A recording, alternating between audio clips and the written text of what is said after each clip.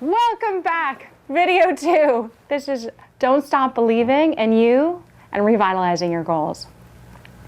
This week is about creating strategies that work for any goal. So I'm going to give you 3. The first one is the step before the step. Often we will set a goal and we try to take too big of a step for our first day for the first step. The step has to be much smaller. I had a client who had this dream of building her vacation home. And yet, when she thought of how much money she needed for the down payment and how much she needed for the design plans, it was completely unmotivating. And there's always a step before the step. Stark, who's a famous author, calls it the micro step. Think about what you could do to start in that direction. For her, it was just tracking her spending. She wasn't doing that yet. She couldn't get to the dream house until she started that mini step of tracking her spending, the step before the step. The National Institute of Health, when they create behavior change, the model for behavior change is actually the step before the step is preparation. Think about what you could do to prepare. If you want to run a marathon, you actually need to have running shoes.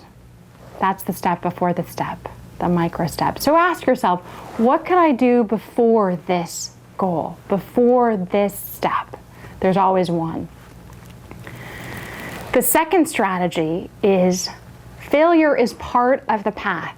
I think many of us believe that we always have to be a success, we always have to do well, and we have to look good doing it.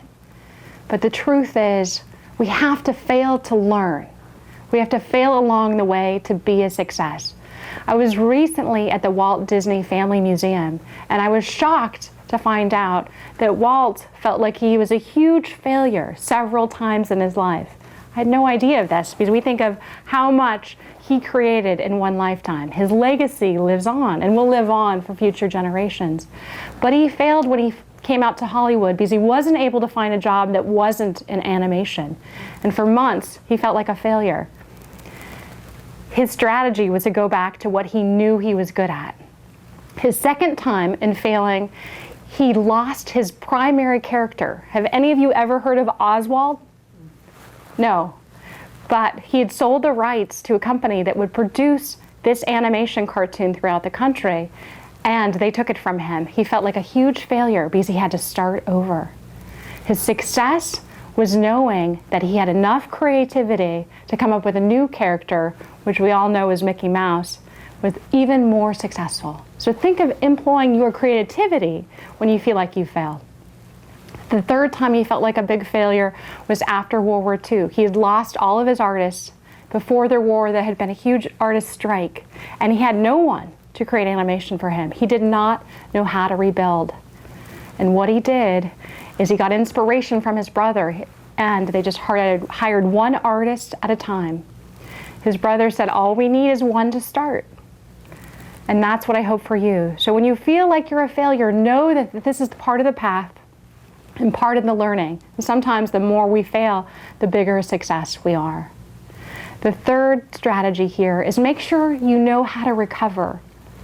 Often when we set a goal, at our first failure, we feel like, oh, we can't move forward. We're going to give up on it because we've now had this one failure. Create a recovery strategy. So think back in video 2 about when you've been a success and how you recovered from the many failures on that path to a success. There's some skills you employed. It could have been like Walt Disney, where you went back to what you knew. You used your creativity and you derived inspiration from someone close to you. Think about what recovery strategy works best for you. Those are keys to success in designing your goals, and you'll be well on your way to achieving what you want. I wish that for you. I'm Breanna with Sky Coaching. Thank you.